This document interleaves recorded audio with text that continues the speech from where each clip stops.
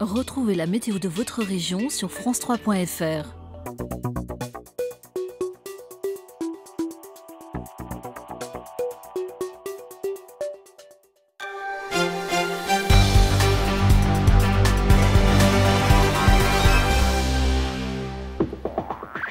Madame, Monsieur, bonsoir et bienvenue pour votre journal des Alpes. À la une ce soir, des brebis égorgées, plusieurs dizaines disparues. C'est le bilan d'une attaque de prédateurs, sans doute le loup, qui s'est produite à Château-Bernard sur les balcons est du Vercors. Aujourd'hui, l'éleveur est toujours à la recherche de ces bêtes dispersées.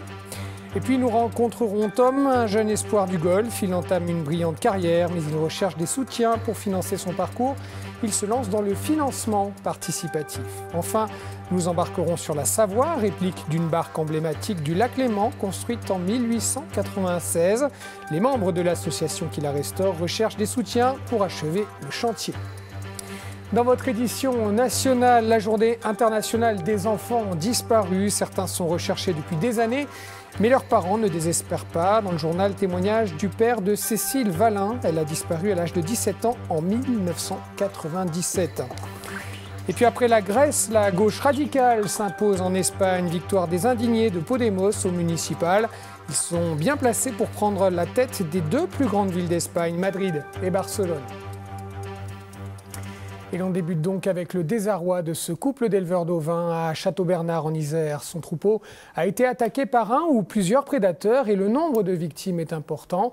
Aujourd'hui, il leur est aux soins et à la recherche des bêtes disparues. Le reportage sur place de Joël Serroni et Vincent Abron. Malgré la nuit passée à l'abri dans la bergerie, le troupeau de Maurice Lafraise n'a pas retrouvé la sérénité. L'attaque a laissé des traces dans les esprits et dans les chairs des brebis et des agneaux. Le gros, là, regardez, le cou, comme il est abîmé. Ils étaient disparus, ces moutons. Ils étaient partis dans la forêt et ils sont revenus hier. Mais c'est de vendredi soir, de jeudi à vendredi, l'attaque qu'il y a eu. Viens vite, bébéloune. Depuis, Maurice s'est lancé à la recherche des disparus. Il doit aussi s'occuper des blessés. C'est affreux. Surtout pour les bêtes. Elles souffrent. C'était un petit troupeau, 70 brebis, 40 agneaux. Aujourd'hui, ils ne sont plus qu'une cinquantaine traumatisés ou blessés. Les autres restent introuvables. Et elles sont toutes dans les bois par là. Mais où? On a déjà parcouru un petit peu, mais bon. Il faut d'être plusieurs et puis essayer de les retrouver. Mais elles vont revenir. Celles qui sont vivantes, elles reviennent. Mais celles qui sont mortes, c'est sûr qu'elles ne reviendront pas. Avec son frère René, il arpente la montagne inlassablement. Des voisins viennent parfois les accompagner dans leur quête. Randonnée lugubre, jonchée de carcasses en décomposition. La première que j'ai trouvée, c'est celle-ci. Elle est venue mourir là. Elle était à la bergerie là-bas. Et elle n'a pas été plus loin, elle est morte. En attendant l'identification du garde-chasse, ils parlent toujours de la bête, mais l'un comme l'autre sont persuadés que le loup est bien responsable. Il y a quelques années, les deux frères avaient déjà croisé le chemin du prédateur, mais les dégâts qu'ils avaient subis n'avaient rien de comparable. Il devait être tout seul, il n'attaquait qu'une bête à la fois, en 2010. Il prenait les petits surtout. Tandis que là, une attaque comme ça, il doit être plusieurs. C'est obligé. Le coup est rude pour la famille Lafraise qui envisage de jeter l'éponge. Une page risque de se tourner à Château-Bernard avec la disparition du dernier troupeau d'ovins qui pâturait ce joli coin de Vercors. Cap sur Milan à présent et l'exposition universelle. C'est une véritable opération séduction que mène là-bas la région Rhône-Alpes avec le renfort de cuisiniers de renom. Une de nos équipes a suivi la délégation régionale, Claire Exbraya et Vincent Diga. À chaque pays son menu, au fond du pavillon France, celui de Rhône-Alpes. Aromates, fromages, vins, 6 demi-sphères immergent le public dans ses spécialités, même les chefs étoilés ont leur cloche. Tout ce qui est fromage, tout ce qui est charcuterie, bon, c'est relativement bien présenté. Des produits de qualité et l'excellence gastronomique, c'est la réponse de la région aux futurs enjeux alimentaires, de quoi faire saliver le monde entier. Moi, ça ne me gêne pas qu'on tende l'élastique pour montrer que du pré à l'assiette, comme on dit, eh bien, il n'y a pas de dichotomie, on est vraiment sur le même registre. Et que tout ça, tout le monde devrait pouvoir en bénéficier. Pour goûter Rhône-Alpes, direction le 2e étage. Nougat volaille de Bresse. En cuisine, c'est le plus haut rhône-alpin des Auvergnats qui signe le menu dégustation. Régis Marcon, 3 étoiles. Et pas question de gaspiller, même pas la partie la moins noble de ce poisson d'Isère. On va pouvoir faire un petit tartare, une petite préparation qui n'était pas prévue dans le menu aujourd'hui. Vous voyez? Et puis la peau qui est délicieuse, que je vais garder, qu'on va faire croustillante. En fait, tout le poisson est cuisiné. À l'étage inférieur, la région est venue faire du business. Elle se vend comme destination touristique. En quelques minutes, il faut convaincre les agents de voyage italiens.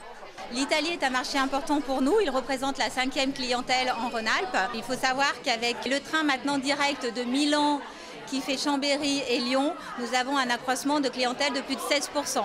Loin des 6 millions engagés à la précédente exposition universelle à Shanghai, Rhône-Alpes a restreint cette fois-ci son budget à 1 seul million d'euros pour 2 mois de présence. On a un partenariat avec la Lombardie, avec la région du Piémont. On vient très vite ici à Milan par tous les moyens de train, de voiture, d'avion. On se devait d'être présent et puis on se devait de mettre en évidence tout ce qui fait la force de Rhône-Alpes. Les saveurs rhône-alpines resteront à Milan jusqu'au 25 juin. Après, elles seront remplacées par celles du Nord-Pas-de-Calais, puis celles d'Île-de-France. Côté sport, encore raté pour le GF38 qui reste en championnat amateur CFA pour la 4e année consécutive, malgré une victoire ce week-end contre Saint-Priest. Quel projet alors pour les Grenoblois qui rêvent de retrouver l'élite? Frédéric Lefrançois et Florine Heba ont rencontré le président du club à Annecy. L'image des joueurs grenoblois, la mine défaite après la victoire résume parfaitement la situation du club isérois. Celle d'une formation qui vient de voir le train de la montée lui passer sous le nez. Grenoble termine 2e de son championnat et reste pensionnaire du CF1. 48 heures plus tard, sur les bords du lac d'Annecy, le président du GF38 a eu le temps de digérer l'affaire et fait, contre mauvaise fortune, bon cœur. La pilule est passée. Je veux dire qu'on est grand, raisonnable et puis il faut tout de suite commencer pour se battre pour la saison prochaine, quoi. C'est bon signe, le président parle de la saison prochaine. Preuve que les investisseurs ne vont pas se retirer pour cause d'accession ratée et pour espérer trouver mieux ailleurs. Le budget 2015-2016 va se resserrer, mais pour une équipe évoluant dans un championnat amateur, ça restera du lourd. Il y aura une petite baisse, évidemment tout le monde est à la baisse, que ce soit la municipalité, la métro, donc nous aussi. Mais je dirais que ce ne sera pas une grosse coupe, pas du tout. Non, non, on sera encore dans les plus beaux budgets de CFA. 10 à 15% de moins sur un budget d'environ 2 400 000 €, ça laisse un peu de marge. L'effort financier n'impactera pas l'effectif de l'équipe Fagnon. Les joueurs cadres devraient rester et finalement l'avenir de l'entraîneur, Olivier Sargaglia, est peut-être encore en Isère. Si le GF38 n'est pas monté, ce n'est pas de sa faute. Hein. Je veux dire, voilà, on n'a pas eu tellement de chance, mais j'espère qu'il sera encore dans notre équipe l'année prochaine, en tant qu'entraîneur ou je ne sais pas, en tant que lieur, en tant que manager, je ne sais pas. Pour nous, Olivier fait partie de notre staff, donc voilà, j'espère qu'il sera encore dans le staff l'année prochaine. Le plus dur dans cette histoire de montée ratée, c'est que le GF38 a plutôt réussi sa saison et qu'en faire une meilleure ne sera pas facile. C'est pourtant le challenge qu'il faudra relever et ça finira bien par passer. Les plateformes de financement participatif, vous connaissez, eh bien, de jeunes sportifs ont aussi adopté la formule. Ainsi, Tom Guéant, 13 ans et jeune espoir du golf, il affiche déjà un palmarès prometteur. Mais une saison coûte cher, alors Tom cherche donc des parrains. Voyez le reportage d'Aurélie Massé et Grégory Lespinasse. Midi, l'heure de la sortie des cours pour Tom Guéant. À 13 ans, cet Isérois ne passe que la moitié de ses journées au collège. J'ai cours que les matins, donc j'ai toute l'après-midi pour m'entraîner au golf et il y a des matières que je fais au CNED et d'autres que je dois rattraper. Direction Bresson. Tom est licencié et s'entraîne à Mionnet près de Lyon, mais il vient aussi plusieurs fois par semaine sur ce golf où il a débuté à l'âge de 2 ans. Il en avait 5 lorsque nous l'avons rencontré pour la première fois. Un petit bonhomme qui savait déjà ce qu'il voulait. Je voudrais bien être aussi fort que Tiger Woods. Je voudrais bien essayer de le battre. Et Tom en a pris le chemin. 10 ans plus tard, il a déjà participé à 5 championnats du monde aux USA, où il se classe meilleur européen à chaque fois. les pros le considèrent comme l'un des plus grands espoirs de sa génération. Début d'année, là, j'ai fait une compétition, la plus vieille et la plus grande compétition amateur adulte de France. C'était à Fontainebleau. Et j'ai fini 24e, ce qui m'a permis d'être du coup premier européen de ma catégorie d'âge. Un parcours étonnant pour ce garçon que rien ne prédestinait à ce sport. Autour de lui, personne ne pratique le golf. À Bresson, Bruno Pardy est un de ceux qui a su déceler son potentiel. Bien. Merci. Bien joué. Il y a beaucoup d'énergie, d'intensité nerveuse dans ses coups. C'est digne des grands champions d'ailleurs. Et ce qu'il arrive à faire depuis quelque temps, c'est à couper entre les coups, à se dégager de la tension de la compétition ou de l'attention qu'il faut avoir sur chaque coup. Et je pense que c'est pour ça qu'il est en train de passer un cap cette année et puis qu'il n'y a pas de raison qu'il perdure encore dans les années à venir. Mais le nerf de la guerre, c'est l'argent, car son statut d'amateur ne permet pas à Tom d'être sponsorisé. Il doit attendre ses 18 ans pour passer pro. Alors, pour l'aider, Philippe, un ami de la famille, a créé cette plateforme de financement participatif où l'on peut parrainer le jeune homme.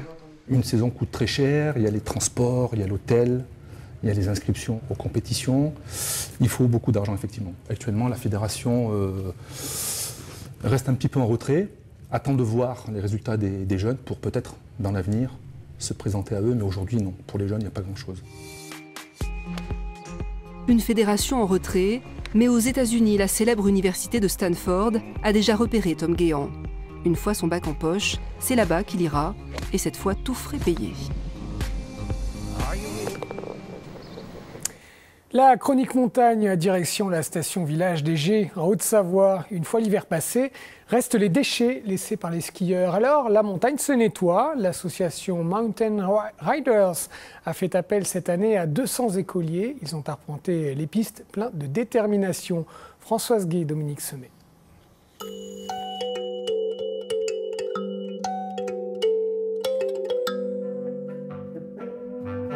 À la frontière entre le Chablais et le Faucigny, les Gets, village-station de 1300 habitants. Sur les pistes, la neige a fondu. Pour les écoliers de la commune, le décor idéal pour une drôle de chasse au trésor.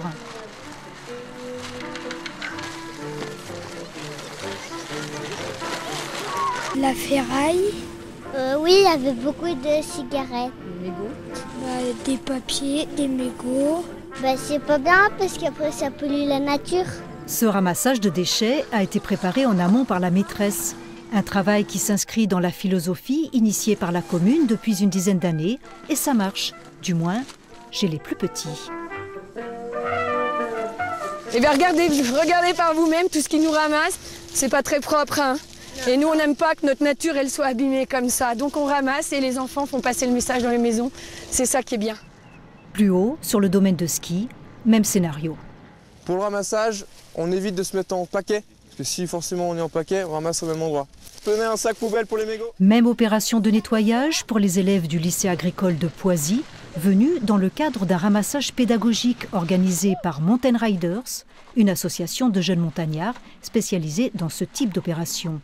Les yeux rivés au sol, les collégiens traquent le moindre objet incongru.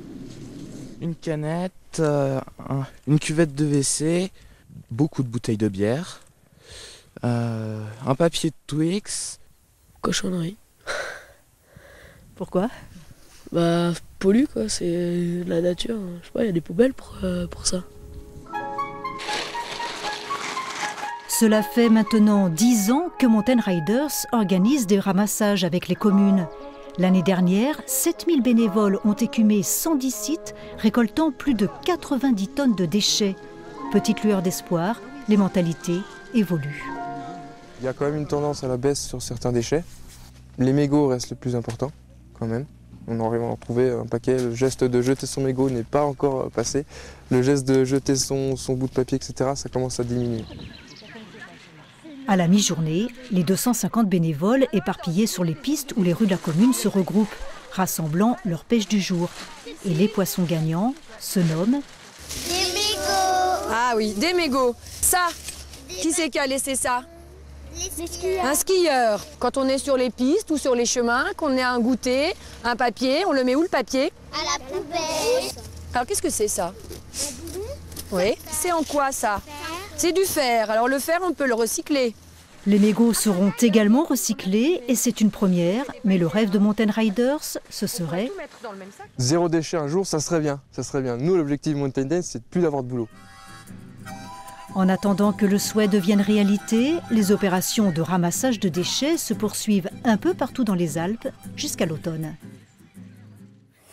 Le Tour de France, vous connaissez, il se jouera en grande partie dans les Alpes cet été, mais le Tour de France photo, il est quasi inconnu. L'association a été créée en 2011 pour promouvoir les jeunes photographes.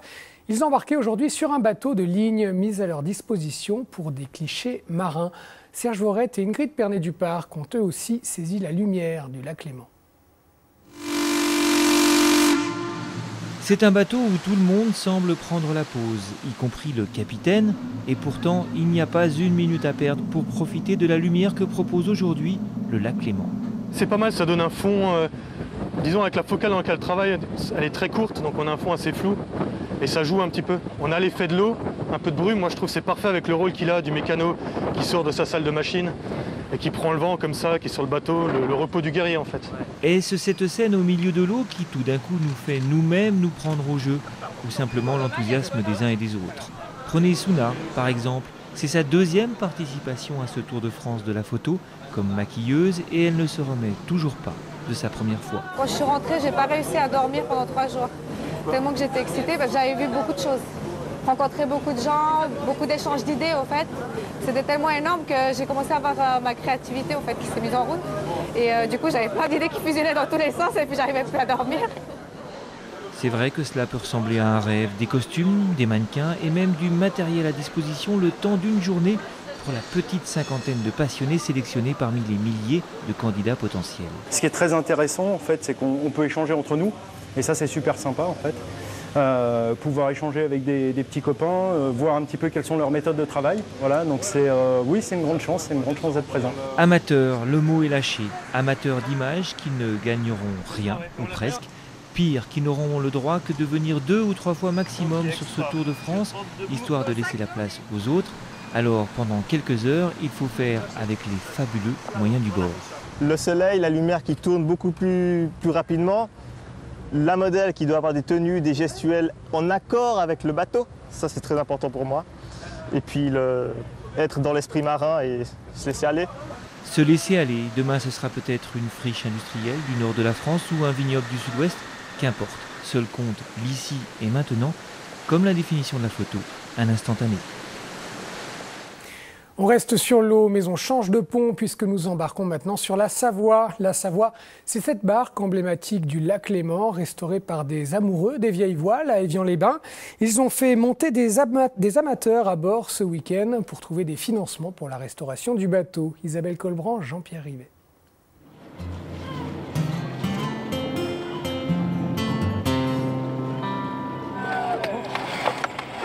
Vous organisez les mains. Elle s'appelle la Savoie, une barque, une histoire, sur le Léman. Elle accueille des visiteurs, voiles ouvertes ce week-end. Ce fut un plaisir. C'était une sensation unique et puis on s'était un peu transporté dans le temps parce qu'en plus on avait une explication de l'historien qui nous a donné un peu d'histoire. Donc c'était particulièrement une expérience qui sortait de l'ordinaire pour une promenade sur les quais. Redécouvrir le lac, son histoire, ses rives, un beau voyage. Je suis un enfant du pays qui a très tôt été sur le lac. Puis quand le bateau s'est construit, je l'ai découvert. J'ai adhéré tout de suite au début de la construction. Et puis après, sur un bateau comme ça, c'est fantastique. On a des bons moments et je reviens depuis.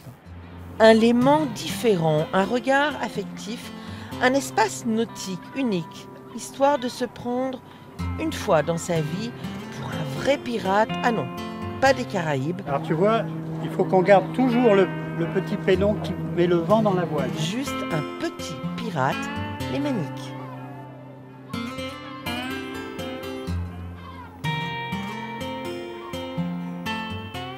C'est ainsi que s'achève ce journal. Merci de votre attention. Je vous souhaite une très belle soirée à tous.